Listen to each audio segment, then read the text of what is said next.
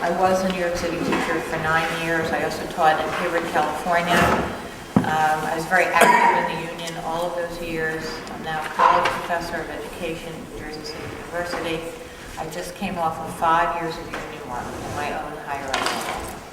And when I'm not doing union work, I read and write about urban teaching. So I wear both of those hats, and I'm just delighted to be here. The reason I'm here is that this semester I'm on sabbatical, and one of my projects is to write and publish a handbook for teacher union activists, because there's really a desperate need for that. Not just in New York City, but all over the country. You have a new generation of teachers who are saying, I need a union. I want a union. Now, of course, they're represented by a union, except in the right to work states in the South, but they don't feel that they're represented by a union. And they're, like we all are, they're feeling these terrible attacks, both personal, this vituperation towards teachers, and the goal of destroying teachers' unions. That's really the goal. So, having said that, our plan, my plan or suggestion today is that we're going to do this fishbowl thing, where I'm going to meet with a group of people first and ask you questions.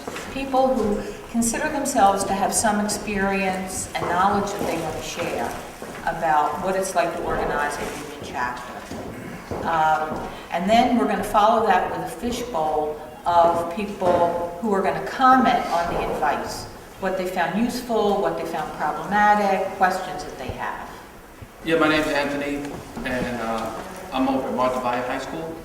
I've been chapter rep this is my second year. Our building is going through a big transition right now in leadership as far as the principalship. We're experiencing all kinds of difficulties right now. To organize one of the opposition caucuses, ICE. I've been working mainly on the efforts to stop and reverse the disappearing of Black and Latino teachers for the past few years, and we've had some success most recently with that. And before that, I have about 35 years experience in the post office, leading a strike there. I was one of the leaders of the Transport Workers Union, signed with Roger Toussaint, and I've been a teacher for 10 years now. Been a union activist for much of that time. In the beginning, I was at the group called Chalk Desk, which was a caucus in the UFT. Then I took time off to raise my child. Since then, I've been in ICE, Independent Community of Educators, another caucus. And then recently, I helped start the grassroots education movement. I'm the chapter leader. This is my 4th year.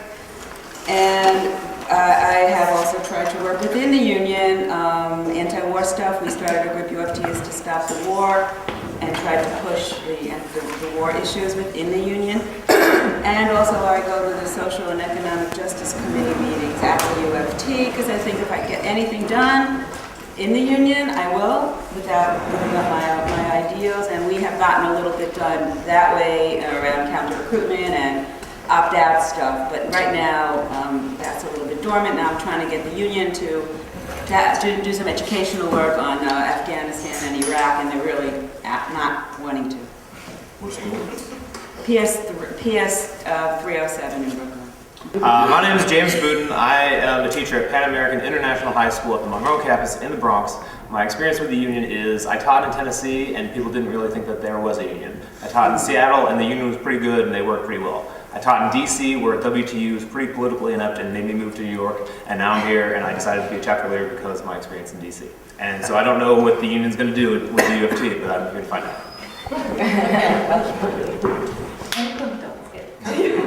My name is Herm. I work at Panana Kelly High School in the Bronx. I'm the delegate leader, or delegate, whatever we call it.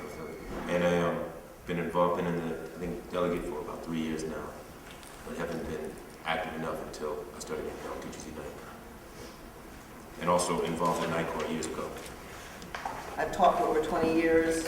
I've done a lot of the stuff that Gloria's done more recently, so I won't repeat all that. Also, she didn't talk about the AFT Peace and Justice Caucus, so we have had trying to have the national conventions every 2 years. We're trying to make a network of activist originally around peace and justice, issues more, but now recently around the privatization issue. Chapter leader, Murray Bertram High School, 5 years. Delegate, EFT delegate, 6 years. Previous union memberships, Teamsters, Musicians Union, Hotel Restaurant Workers, 2 strikes, 2 lockouts. For the past couple of years, I've been doing a little work with GEM, doing a little work with opposition groups inside of the UFT, currently doing work with Teachers Unite. My union experience as well as my teaching experience started 8 years ago in a charter school where I tried to organize a union for 2 years and was eventually fired with the other 7 co-workers of mine. So when I came here, I knew that being a public teacher and being part of an active union was really important to me. Before becoming a teacher, I was a union organizer with SEIU. And I kind of came into education thinking, well, I wanted to be a teacher. I wanted to do more kind of political ed because I was missing from SEIU. And I was like, all right, I'll be like a union member and, you know, like, and not just organizing workers, I'll be in the struggle. So I'm really, let's see, I'm very hopeful that we could take back the union. You know, this is a huge dream of mine, but you know, it's a tangible one, right? It's a little bit more tangible than a full-out revolution, so I'll take that. I was a delegate for a couple of years. Our school has not been very active in terms of the union. My really good friend is our chapter leader. And when our school was faced with a co-location or charter invasion of our school, we had the need to immediately organize. And our experience with that has been quite interesting. And I think our stance has been, you know, to push and organize from outside of the union to try and engage them and force them to do the things that we wish that they were doing. And I second the end of what Rosie said. I grew up in a union household. My father actually got a degree in labor. We didn't eat seedless grapes and iceberg lettuce for many, many years. He was a teacher. His first day on the job was on strike. So that has greatly influenced me. I've been a chapter leader almost 7 years now, a co-chapter leader, which has worked out very well. We had a very ineffective chapter leader initially, so we came in hard charging, which caused a lot of tension initially, but we have ironed things out. We brought a grievance to arbitration, and we've done a lot of work with that. I've been opposition with the UFT for 15 years now, and it's been a long, long time. My school is now closing. I helped found the ICE along with some people in here, and also served on the UFT executive board as one of 6 opposition members, real opposition members, for a decade. I've been a teacher for over 25 years. I'm working very hard to get recognition for the hard work that my teachers and my colleagues do, and working very hard to keep inept administration out of the way of teacher and school reform. I'm Gail Tonkel. I'm a hospital school teacher. Just came off of 5 years, 2 terms in the leadership team. And we are trying to get rid of our principal and assistant principal. It's outrageous. And everything that's going on, it's just outrageous. And I just hope we grew up in a union household, but my experience with the union as a teacher has been to struggle to get teachers in small schools interested and connected to the union. And I go to delegate assemblies, I try to report back, but for the most part, people aren't even interested in having union meetings.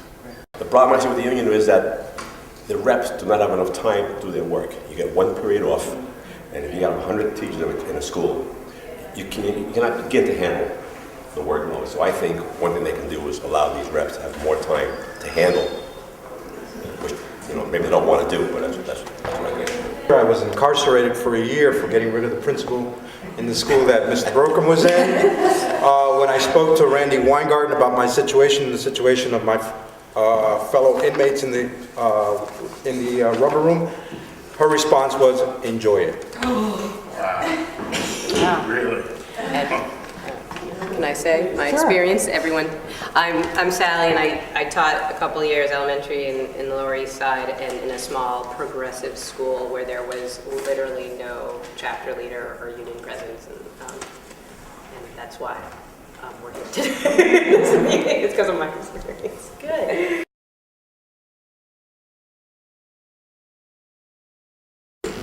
They're concerned about losing their jobs and going off into the Siberia of ATRdom, most of them. And ATRdom? yeah, absent teacher reserve, Oh, I got it. which is sort of purgatory that teachers go to. Day-to-day sub. who knows? Yeah, that's one of their concerns. Another major concern is just surviving day to day with the inordinate pressure to boost the numbers, the threat of U-rating by their supervisor. Mobilizing them. It's really helped that we got this dictator in, actually, because it polarized things a bit, and a lot more people are stepping up and speaking out as a result. And but it's been tricky, because there's also that temptation. There's some people like will make a deal with the principal in a way, sort of unwritten deal that you leave me alone and I'll help fight the union in the school, or give me let me keep my comp time job, and you know. So, but mobilization through email, through chapter meetings, has been pretty helpful. And how do I know? The evidence is in the discussions we're having, and some of the successes we're having at grievances, and some more people willing to grieve. The issues that the teachers in my building are concerned with, I think, is largely everything. I mean, what we are calling, the overall attack on public education, which includes privatization, the attack on teacher tenure and seniority rights, and budget cuts and class sizes. I mean, I think they're concerned about all of those issues because it, to us, falls under one large umbrella. What are they willing to mobilize around? Folks came out a lot when we were facing the immediate threat of the charter invasion in our school. Since that, the panel for educational policy vote on that has taken place, it's harder to get folks to mobilize in terms of coming to meetings, but in terms of taking actions like Fight Back Friday, or getting a few people out to a rally, or doing the work of helping to organize, whether it's making copies or going to schools and distributing flyers. They still do all of those things, but in terms of coming out to meetings and being super active, that has dropped off considerably since our invasion has been resolved. Our school is very interesting. What I hear from a lot of people is, issues with principal and stuff, and our school is not like that. We have a very, very supportive principal. We have a very warm environment, and so we have very open communication. And so how do I know? We talk about it. I mean, we talk about it in working lunches. We talk about it when we're just having lunch. We have a listserv, a school listserv, where parents and teachers are on together, and we're always emailing and dialoguing. So